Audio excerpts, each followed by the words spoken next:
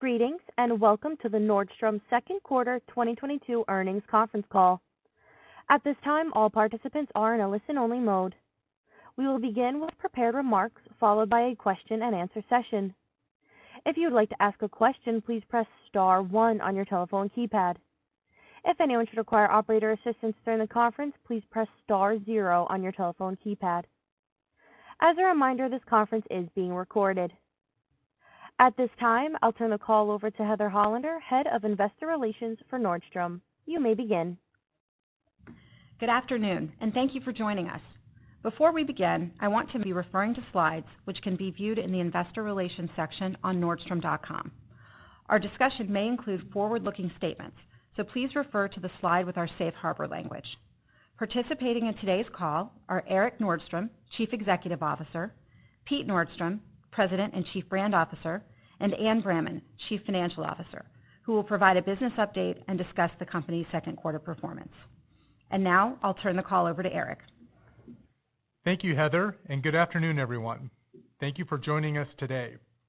We delivered solid results in the second quarter with top-line growth, increased profitability, and continued progress toward our long-term strategic and financial goals.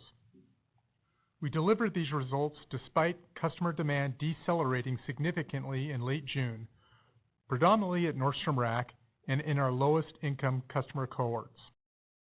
Though our second quarter was consistent with our previous guidance, we are updating our outlook for the balance of the year to reflect these softening trends and actions we are taking to reduce our inventory levels.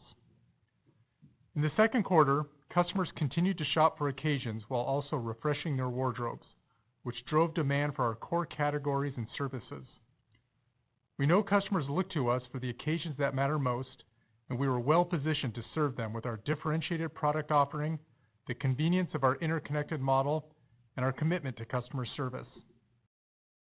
Total sales increased 12% over last year, which includes a benefit of approximately 200 basis points from 1 week of the anniversary sales shifting into the second quarter. Total digital sales grew 6%. Nordstrom banner sales and gross merchandise value, or GMV, each increased 15% over last year, and sales showed sequential improvement over pre-pandemic levels. Rack sales grew 6%. Before I discuss the second half of the year, I'll share our perspective on spending and behavior within our customer base. As we discussed while reporting our first quarter results, at the time, we did not see macroeconomic pressures adversely impact customer spending, which we attributed to the higher income profile of our customer base. This continued through most of the second quarter until late June, when demand began to soften, mostly in Nordstrom Rack. Compared to the first 2 months of the quarter, July sales decelerated 9 percentage points in the Rack banner. Across both banners, the softening trend was more significant in customer segments with the lowest income profiles, while we saw greater resilience in the higher income segments. For example, in the Nordstrom banner, items with lower AURs underperformed higher AURs. Within our designer business, higher-priced luxury products significantly outperformed lower-priced product. Customers sought newness and responded very positively to the fall assortment overall, but were less responsive to our private label product and clearance items. Taking all this into account, we are updating our 2022 financial outlook to reflect the deceleration at the end of the quarter, as well as anticipated margin pressure from clearing through excess inventory. Anne will provide more detail on those updates. We are prioritizing actions in the short term to position our business for success in a rapidly evolving environment. This means adjusting our plans for the second half, aligning expenses to those plans, reducing inventory levels, and exiting the year in a clean and current inventory position. At the same time, we continue to focus on improving Rack performance, increasing profitability, and optimizing our supply chain and inventory flow. We are making progress in these initiatives, and while they will not fully offset the gross margin impacts of our inventory reductions this year, we expect them to benefit our performance in 2023 and beyond. While we take action to address these short-term headwinds, we will continue to build additional capabilities to better serve customers and drive profitable long-term growth, with a focus on winning in our most important markets, advancing our digital capabilities, and improving Nordstrom Rack performance. A fundamental component of our Closer to You strategy is winning in our most important markets. Our strategy provides customers convenience, connection, and access to the best product selection through a strong store fleet, 2 unique banners, and omni-channel capabilities linked at the market level. For example, during this year's anniversary sale, as customers utilized the convenience of our integrated touchpoints, order pickup in stores increased 9% compared to last year's event. Building on our progress, this quarter, we scaled our Closer to You strategy by expanding next-day order pickup capabilities to more than 60 additional Rack stores in our top 20 markets. And our top 20 markets outperformed our other markets by 7 percentage points. We also continue to advance our digital capabilities, working to further extend our heritage of customer service and personalization to a digital world. We are scaling our styling program and offering a range of digital services, including stylist-inspired looks, virtual style boards, and online styling appointments. While we still see the highest number of customers engaged with our in-person styling, we are seeing rapid growth within these digital services. Digital styling customers are also highly engaged, spending 5 times more than an average Nordstrom customer. Finally, we continue to focus on improving Nordstrom Rack performance by increasing our supply of premium brands, improving our assortment, and growing brand awareness. We are making progress and have driven sequential improvement in sales growth versus pre-pandemic levels the last 3 quarters since initiating these work streams. We are also encouraged by the positive customer response to our growth initiatives. For example, we are seeing strong early results from our Rack Beauty program expansion. Despite this progress at Rack in the first half of the year, demand trends decelerated significantly in late June. The deceleration was more pronounced in the lowest income customer segments, which represent a greater proportion of Rack's customer base than at Nordstrom. We also have more work ahead to fully optimize our Rack assortment. As we've said before, the top brands at Nordstrom are sold at Nordstrom Rack. Premium brands are a differentiator for the Rack, and we are focusing on having the best brands at the best prices at each of our locations. This quarter, sales of our top 100 brands at the Rack increased 17%, which underscores the opportunity from increasing our supply of premium brands. In addition to improving penetration of premium brands, we are shifting away from the lower price point items that have not resonated with Rack customers. As Pete will describe later, we are taking aggressive action to clear through this inventory in the second half of the year. We believe that increasing the penetration of top brands at the Rack will differentiate our offer and fuel our growth. In closing, though we face uncertainty as the consumer shifts, we have a seasoned team that has successfully managed through a range of business cycles. We have continued to build on our legacy of being a market leader in customer service that is always a result of our teams putting the customer at the center of everything we do. We are fortunate to have so many people with us who truly care about the customer. We have a strong balance sheet and cash position, and through investments in our Closer to You strategy and digital assets, we are well positioned to capture pockets of demand. We are taking the necessary steps to navigate the short term while also continuing to invest in capabilities to better serve our customers, drive long-term profitable growth, and increase shareholder value. With that, I'll turn it over to Pete. Thanks, Eric. I'll begin by talking about our category performance and the anniversary sale. Then I'll discuss the actions we're taking to clear through excess inventory in the second half of the year. Finally, I'll update you on our work to improve supply chain and inventory flow and increase gross margin. Starting with the category performance, we were pleased to see customers shopping for events and updating their closets this quarter, driving double-digit growth over last year in both men's and women's apparel. Sales of occasion-based items such as suiting and dresses were particularly strong. Both our shoes and beauty categories also had double-digit growth this quarter, with shoes performing well across dressy and casual styles. Beauty's results were supported by our expanded offering at the Rack. Designer also posted double-digit growth, although growth trends decelerated. As Eric indicated, higher-priced premium product significantly outperformed lower-priced product. Turning now to our anniversary sale. As always, the anniversary sale rewards and engages our loyal customers as we offer new product from the best brands at reduced prices for a limited time. Each year, we use a data-driven process to evolve and improve event performance. This quarter, total anniversary event sales increased 5% over last year, including one day that fell in the third quarter, despite softening customer trends that began in late June. We were pleased to see customers responding positively overall to new fall product during the event.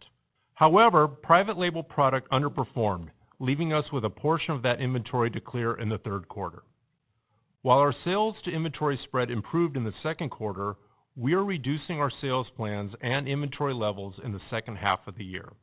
We are taking action to align our inventory with current demand trends and improve the balance of our offering by clearing through product that customers are not responding to and focusing on the fashion and newness they want. Our right-sizing efforts are focused in the following areas. First, customers have been less responsive to clearance product. In the second quarter, we had to take deeper markdowns than anticipated to move clearance inventory, and we expect that dynamic to continue in the second half of the year. Second, we are disappointed in the performance of our private label product. We have brought in new leadership and are resetting our strategy to deliver more compelling product to our customers. Third, though designer category sales are still posting double-digit growth, trends have decelerated. We are anticipating increased markdown pressure based on current sales trends. And finally, we are clearing through lower price point items at Nordstrom Rack to make room for the premium brands at great prices that drive the Rack business. We expect that this clearance activity and associated markdown pressure will reduce second half gross profit by approximately $200 million, which we're reflecting in our updated outlook. We estimate that approximately half of this additional markdown pressure reflects actions we are taking to improve our assortment. The other half is related to external factors such as softening demand and our expectation that the promotional environment in retail will become more competitive in the second half of the year. We are taking aggressive action to clear through excess inventory and plan to have inventory clean and current by the end of the year. While there's pressure on gross profit in the near term, it is necessary to align with consumer shifts and implement strategies that will drive our longer-term growth and profitability. We are also taking action to deliver operational efficiencies through our supply chain optimization work, and we are making good progress. We realized initial benefits from our improved supply chain capabilities in this year's anniversary sale. With better inventory flow, we delivered product to our customers 3 days faster on average, reduced order cancellation rates, and decreased handling costs per unit. In the second half of the year, we expect to deliver more significant customer benefits and operational efficiencies by accelerating our work on the following 4 initiatives. First, improving the consistency and predictability of unit flow through our network. Second, increasing productivity in our distribution and fulfillment centers. Third, accelerating delivery speed. And finally, expanding the market level selection for in-store shopping as well as same-day and next-day pickup. Beyond supply chain improvements, we remain focused on expanding our merchandise margins over the long term, using advanced analytics to better understand customer needs, identify opportunities to improve assortment, increase promotional effectiveness, and optimize markdowns. Most importantly, we know that managing our inventory levels conservatively will allow us to be more agile in responding to a rapidly changing business environment. In closing, we're taking action to right-size our inventory, improve our sales to inventory spread, and enter 2023 in a clean inventory position. We're confident in our ability to deliver long-term benefits from our supply chain optimization work and improved merchandising capabilities. I'll now turn it over to Ann to discuss our financial results. Thank you, Pete. I'd like to start with the review of our results, then take you through our outlook for the remainder of the year. Earnings for the second quarter were 77 cents per diluted share. After excluding charges related to the wind down of Trunk Club, adjusted EPS was 81 cents. Overall, net sales increased 12%, which includes a benefit of approximately 200 basis points from 1 week of the anniversary sale shifting into the second quarter. Nordstrom banner sales and GMV grew 15%, with sales exceeding pre-pandemic levels. Nordstrom Rack sales increased 6% in the second quarter. Digital sales increased 6% and represented 38% of total sales during the quarter.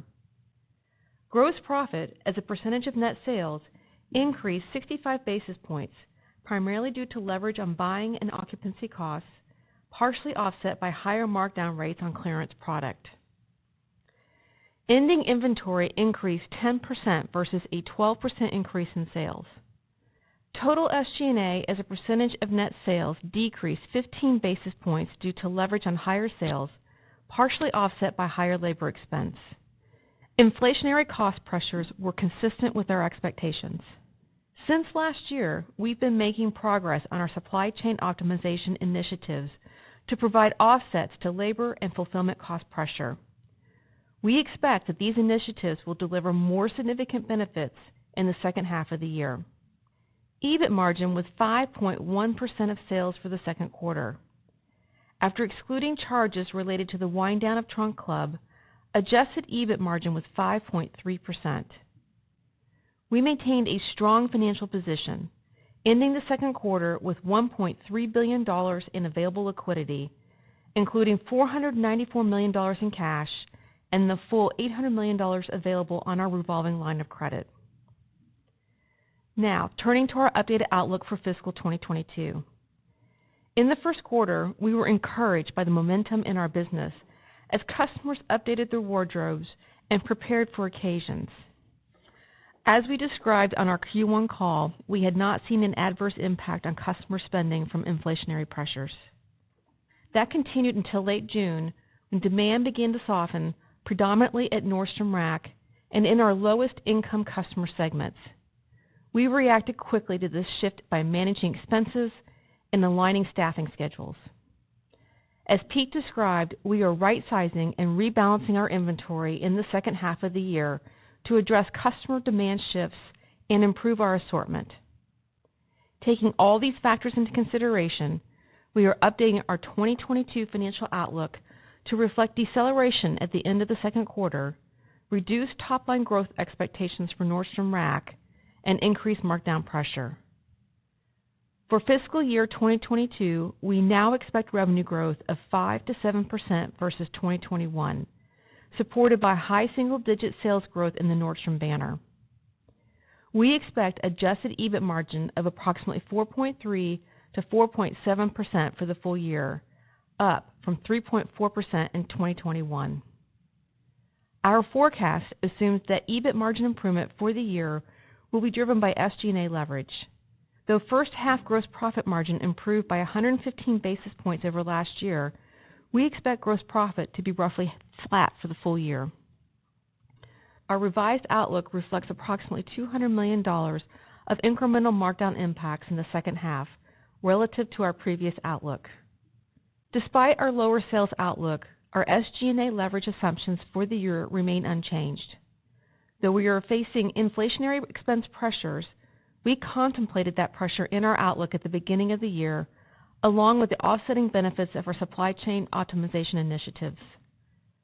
Our effective tax rate is expected to be approximately 27% for the fiscal year. We now expect adjusted EPS of $2.30 to $2.60. Our outlook excludes the impact of any future share repurchases. I'd also like to provide some additional detail on our forecast for the third quarter. At the beginning of the year, we expected that third quarter year-over-year sales growth would decelerate versus the second quarter, given tougher prior year comparisons and the anniversary sales shift. Due to the demand deceleration we saw in the latter part of the second quarter, we now expect a mid-single-digit decrease in revenue in the third quarter versus the prior year. Our projections include the impact of 1 week of our anniversary sales shifting out of the third quarter, which reduces revenue growth by approximately 200 basis points. We anticipate that third quarter EBIT margin will be approximately 200 basis points below last year's third quarter. Our forecast assumes that the $200 million of incremental markdown pressure in the second half of the year will be split relatively evenly between the third and fourth quarters. Turning to capital allocation, our first priority is to invest in the business to better serve our customers and support long-term growth. We're planning capital expenditures at normalized levels of 3 to 4% as we continue to invest in supply chain and technology capabilities. Our second priority is reducing our leverage. We are committed to an investment-grade credit rating and expect to decrease our leverage ratio below 2.9 times by the end of 2022. We continue to target a leverage ratio below 2.5 times. Our third priority is returning cash to shareholders. Last week, our board of directors declared a quarterly cash dividend of 19 cents per share. In the second quarter, we also repurchased approximately $35 million of our stock at an average price of $23 per share. We have approximately $465 million remaining on our share repurchase authorization. We will continue to take a measured approach to share repurchases this year, aligning with our cash flow and market conditions. In closing, though customer demand decelerated at the end of the quarter, we are encouraged by continued demand for occasion-based apparel and wardrobe refreshes, as well as big-ticket items. Within Nordstrom Rack, despite a recent softening of demand, customers are responding well to our growth initiatives, and we are actively working to improve our supply of premium brands. Though clearance activity in the second half of the year will pressure gross profit, we still expect to derive SG&A benefits from our supply chain optimization work and expense management, and we still plan to increase our year-over-year profitability. We remain confident in our ability to navigate the current environment and deliver on our long-term strategic and financial goals. With that, Heather, we're now ready for questions. Thank you, Ann. Before we get started with Q&A, we ask that participants limit their responses to one question and one follow-up. We'll now move to the Q&A session. Thank you. If you would like to ask a question, please press star 1 on your telephone keypad. A confirmation tone will indicate your line is in the question queue. You may press star 2 if you would like to remove your question from the queue. For participants using speaker equipment, it may be necessary to pick up your handset before pressing the star keys. Our first question comes from the line of Edward Yruma with Piper Sandler. Please proceed with your question. Hey, good afternoon, guys. Thanks for taking the questions. 2 from me. I guess first, you guys had kind of opened up the aperture on rack price points, particularly at the lower end, a couple years ago, really indicating that you thought that you could gain an incremental consumer. I guess, is the commentary around reducing some of the lower price offering backing away from that strategy? Are there doors that are now probably not productive given that? And then as a follow-up, I just want to, not to draw too fine a point on it, but a lot of companies indicated that the end of July got better. I guess, did you see any kind of stabilization of trend in either rack or full line? Thank you. Yeah, thanks, Ed. Eric, do you want to take the first couple questions there? Sure. So yes, at our rack price points, we piloted having some lower price points, and as we talked about last year, our rack inventory got a little out of balance from having some of that product and the difficulty in obtaining the level of premium brands that we'd like. So we really entered this year with a singular focus of having great brands at great prices. That is what differentiates us. The brands we carry in rack are unique in the off-price environment, and it's what customers come to rack for. So that is our strength. And to your question, the lower price point product we brought in, some of it performed well, but in general, we're looking to rebalance our inventory to have a greater proportion of those premium brands in our inventory and lessen the amount that's in those lower price points. As for the end of July, we did, as we mentioned, saw a clear deceleration at the end of June. It bounced around a bit from end of June to the end of the quarter. And I think it's probably not a shock to say that it's a volatile environment. So I don't think it's appropriate to make too much out of a week or two one way or the other. We saw a change in particularly lower income customer segments, and we think the prudent thing is to change our plans accordingly.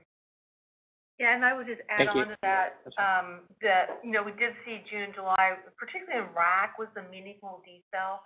deceleration of trend. In the Nordstrom banner, we had a plus 5% in the anniversary sale, and really where we saw some softness was in our private label that Pete talked about in his comments as well. So in general, the core categories for the Nordstrom banner are performing well.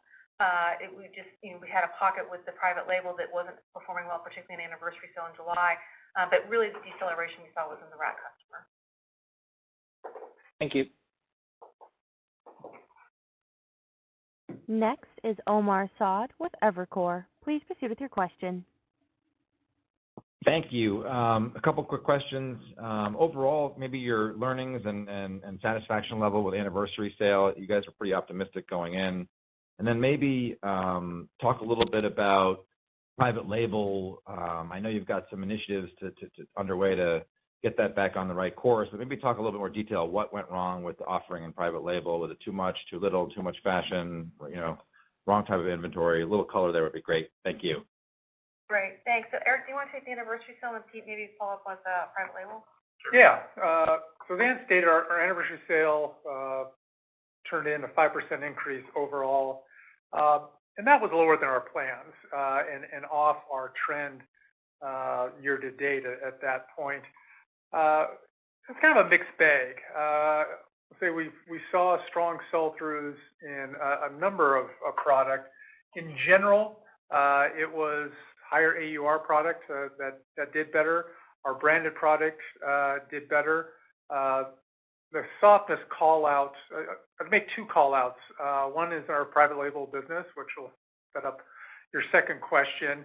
And also, we've seen a softness in clearance business. And while anniversary is not a clearance event, clearance is always a portion of our inventory and an important portion.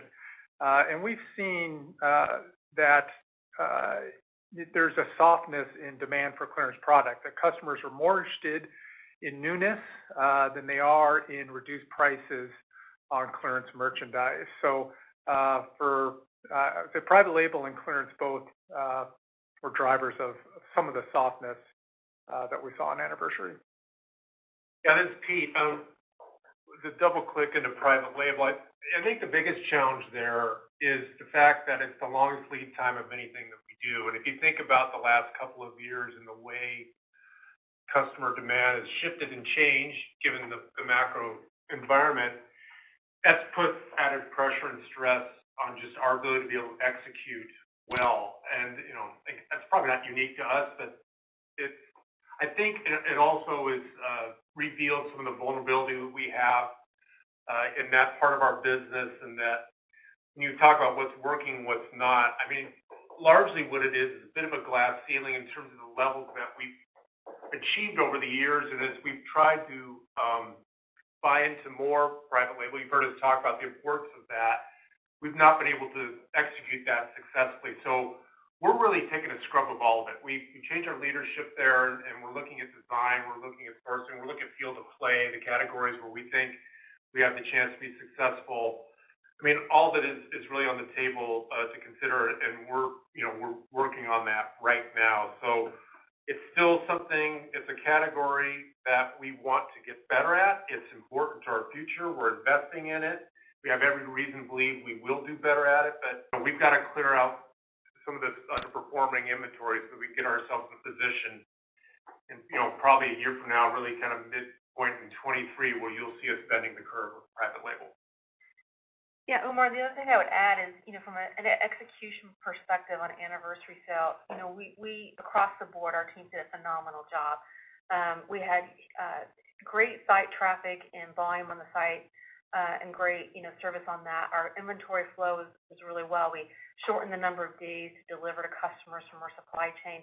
And of course our selling teams were fantastic in engaging our customers. So from an execution perspective, we couldn't be proud of our teams in delivering a great event to our customers. Thank you. Best wishes. Thanks. Next is Matthew Boss with J.P. Morgan. Please proceed with your question. Great, thanks. So Eric, on the 900 basis points of sequential softening that you cited at the rack, how much of the trend change do you attribute to larger picture macro pressure versus more company-specific product assortments or inventory? And then at full line, are there any merchandising initiatives in place to stabilize spending at the lower income customer cohorts that you cited? Thanks, Matthew.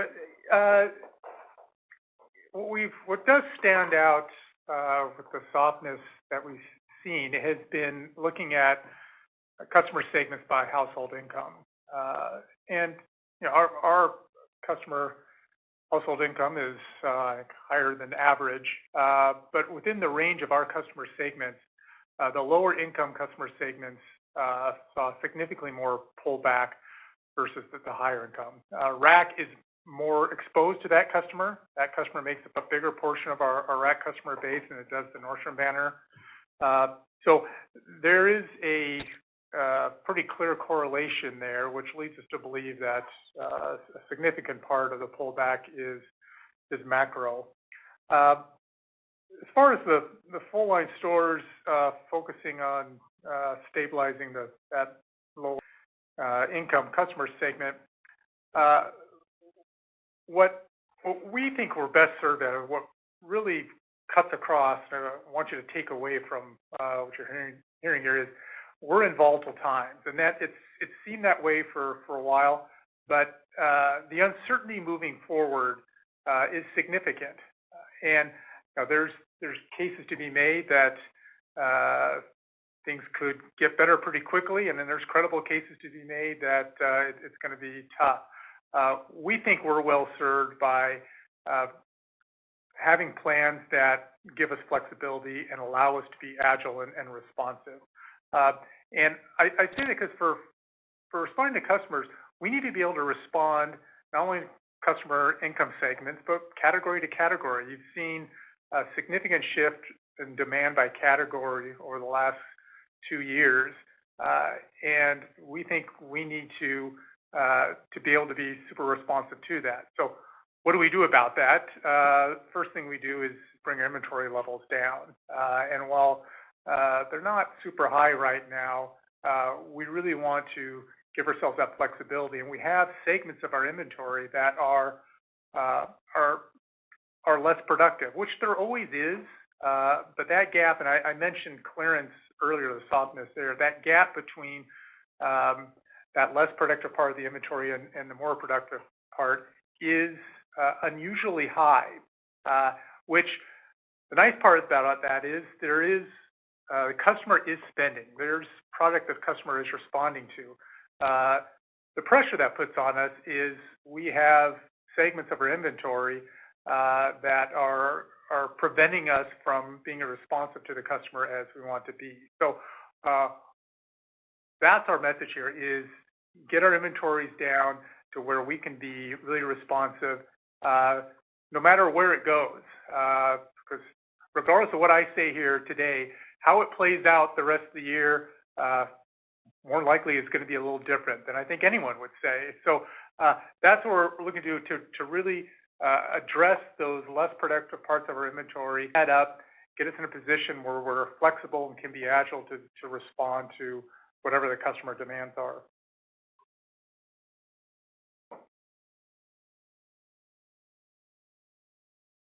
Thank you. Next is Noah Zatzkin with KeyBank. Please proceed with your question. Hi, thanks for taking my question. I think last quarter you mentioned that you were about 80% of the way there in terms of brand mix at the Rack. Where do you think you were ending this quarter, and how should we think about kind of the writing of the brand mix moving forward? You mentioned using the Rack as kind of a clearance channel, I think, for some of the private label items that didn't sell through well in full line. So just trying to think about the time frame for the brand mix to be righted at the Rack. Thank you. Yeah. Thanks, Noah. The share of premium brands to our total mix has steadily grown this year. We still have a ways to go. We're not at 100%, but the availability of that product has improved, and we expect that will continue. And we have more confidence than ever that that's the right direction. Data point we share with you for last quarter, if you take the top 100 brands in our rack business, those brands grew 17% over last year, so significantly outperformed the business overall. So we're not there to where we need to be. We still have some pockets of our inventory that are slowing us down a bit. We have clearance in both banners that we need to clean up, and for rack in particular, it's particularly important, and it's a particularly opportune time to have open-to-buy dollars in our inventory to be able to get the great buys that are out there, and we think are going to be out there as there is excess inventory in the industry.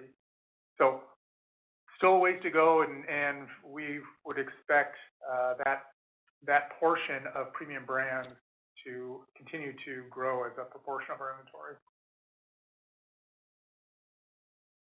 Thank you.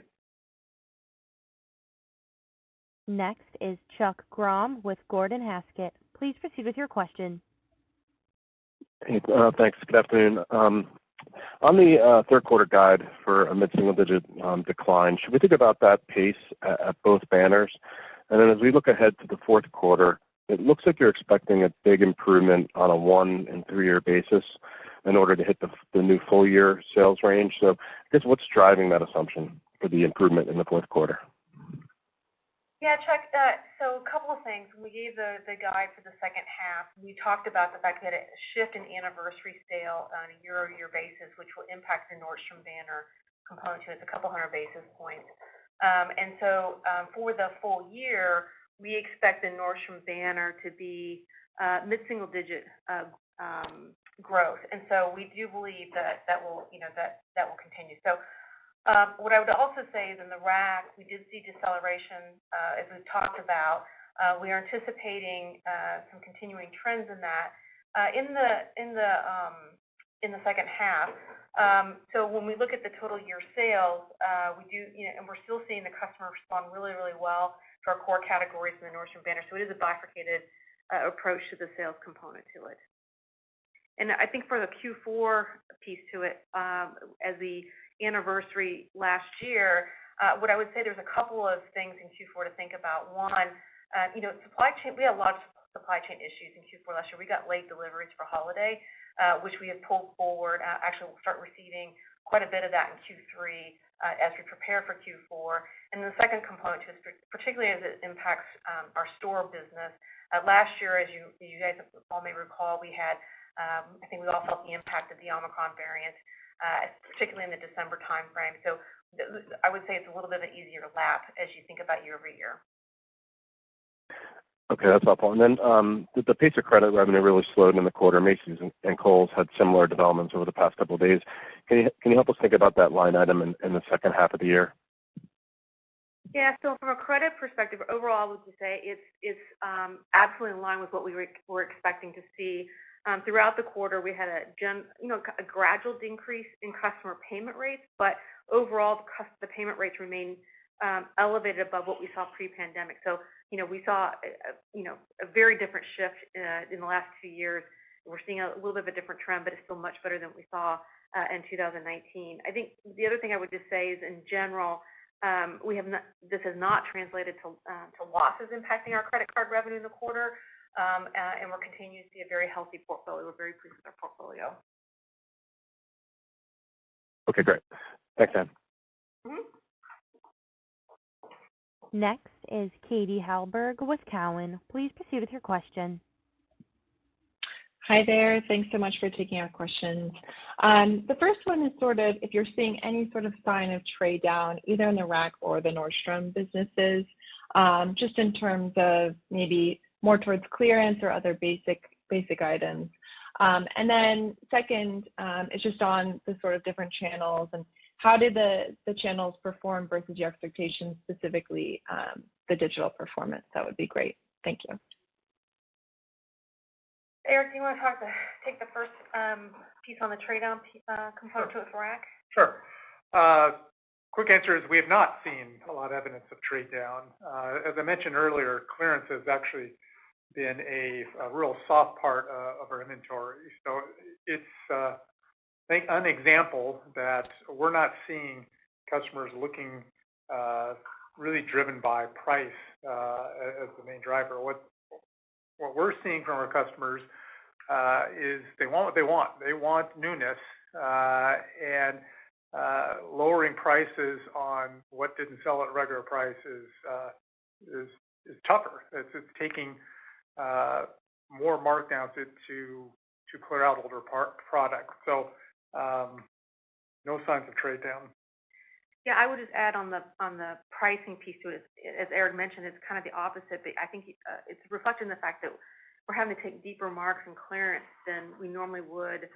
It's a little bit different pattern, and the sell-through on our higher priced items is actually quite strong. So I think it's freshness, the newness, the fashion components to it is what customers are really responding to. On your question on channel, I would just say in general the channel's performed in line with our expectations. Okay, great. Thank you. Next is Tracy Kogan with Citi. Please proceed with your question. Thank you. I was wondering if you guys could give any more color on the slowdown you mentioned in designer. I was wondering if it was across all designer categories, and did the slowdown correspond with the slowdown in the Rack business at the end of June? And just was wondering any more color you can give there. Thanks. Yeah, this is Pete. This is kind of a nuanced deal because, we've been talking about, for quite some time that the designer part of our business is the fastest growing, the strongest part of our business. And we're still having really good growth there. We're having double-digit growth. But fact is there has been some deceleration. So, what we bought into in our plans that were generated those plans happened before we saw the deceleration. So we were buying into an elevated plan compared to what the actual consumer demand trend is.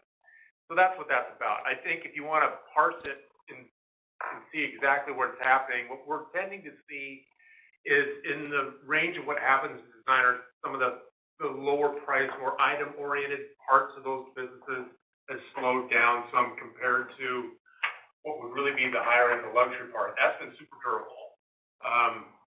So, we're continuing to work through that and look at it. As we get flow and newness, that's always good, but it's really just a quantity issue here that I think in certain parts of the business, we're taking a cautious approach on and just being prepared that if we don't see a change in that customer sentiment, we should be prepared for perhaps promotional activity that would happen later on this year, and we're preparing for the possibility of that. So would you say when you noted that kind of the lower price points, I guess the entry price points of some of these designer brands are slowing, is it more that maybe aspirational customer is kind of trading out of the true luxury brand, or is there not enough evidence of that? I think that could be. I don't know that we know that specifically, but I think that's a reasonable assumption to make. If you look at the breadth of our customer base, that very well could be what we're seeing. We're learning more all the time and trying to stay close to that. Great. Thanks very much. And we have time for one more question. Our last question comes from Simeon Siegel with BMO Capital Markets. Please proceed with your question. Thanks. Hey, everyone. Hope you've had a nice summer. Did you, within that 17%, if I heard correctly, the top 100 brands, any way to think through what that is between AUR and units? And then, Anne, if I can just ask three quick ones on inventory. How was the inventory change between rack and full price? And then maybe the change in units versus dollars. And then just any update on how you're thinking about inventory and pack away. Sorry, I know that was a bunch in there. Yeah, so Eric, do you want to start with the 17% brands? Yeah, it's some of both. We're not going to break it out specifically. It's some of both, but we are, what we're encouraged about is as we increase proportion of our inventory in these premium brands, so adding units, the proportion of our inventory and dollars, we're seeing increased sales. So the 17% would be both AUR and unit increase. Yeah, so on the inventory piece, we really don't split out the the inventory components to it. What I would say is that we're working to get through. We saw inventory increase in both banners, and we're taking markdowns in both banners as well. And our intent is to be very clean, really on the current inventory that we own by the end of Q3. And I think what you see in the guide is the fact that it's 50-50 the markdowns between Q3 and Q4.